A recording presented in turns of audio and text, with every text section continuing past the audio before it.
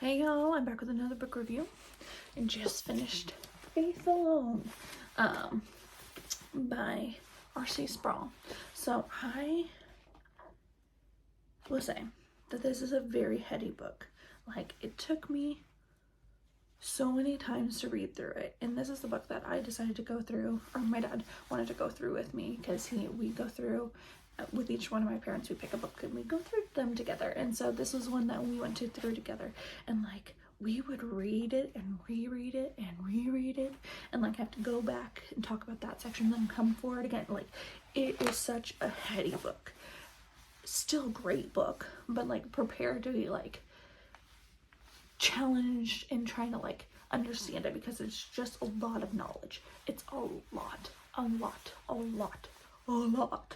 knowledge. It kind of reminds me of one of C.S. Lewis's books that I cannot remember right now, that I read, that was very heady, and so it's still brilliant, still great read, still enjoyed it, had to like start writing in it. Like, so I write in my books, which I know you can judge me, I don't care, but I had like the first half I was like not writing very much, but the second half I was like, no, I can't do this. Like, look, it's like it's completely filled with like all these notes, just so that I could start understanding what he was saying and like putting my own thoughts, just so that I could kind of track what he was saying.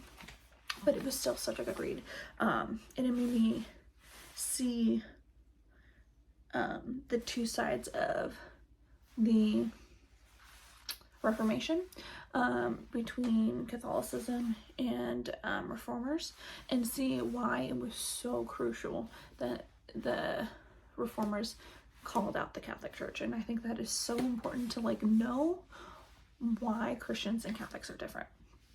I'm not saying this is me, but everybody has their own things and how they come to God, or how they come to their place in life.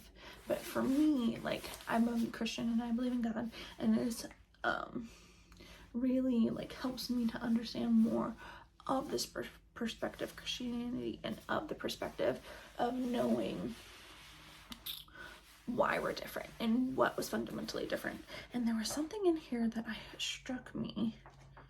I underlined, well, half the book struck me, so it's like, what point do I want to point out? But one of the points that